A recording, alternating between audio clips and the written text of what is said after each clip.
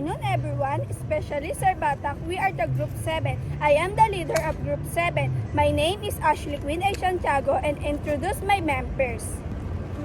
Hello, my name is Francis Kel Elgumban. I am the assistant leader of Group 7. My name is Steve Cipriano Capael. Hello, my name is Jamay Casalve. My name is John Rainier O. Claudio. In a diverse senior high school classroom, students from around the world are learning not only about history, but about each other. Today, Ms. Santiago opens a discussion on religion, asking his students to share their personal belief that goal understanding through open respect communication. Where is mom? I think she's just talking. Sorry guys for being late. I'm just in trouble.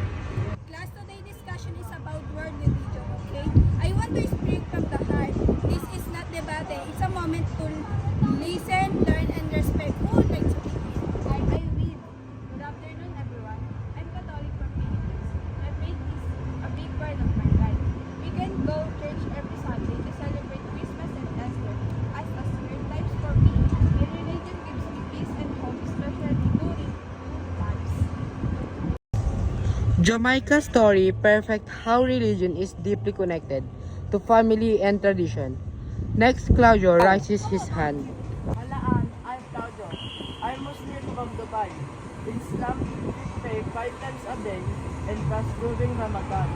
It's a way to purity our soul and become close to Allah. We're also proud to help the poor, be honest and respect others. The class listens closely as each student shares from the heart not just what they believe, but why they believe.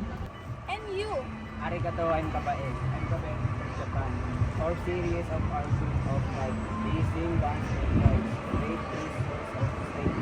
It's help people to go hard life, giving good things always with us no matter what. Thank you all. This conversation isn't just about religion. It's about learning to understand each other, even when different through communication. That's all. Thank you. Class dismissed. The students smile, realizing how much they've learned, not from a textbook, but from each other. In that classroom, faith didn't divide them. It brought them closer together. Thank you for watching.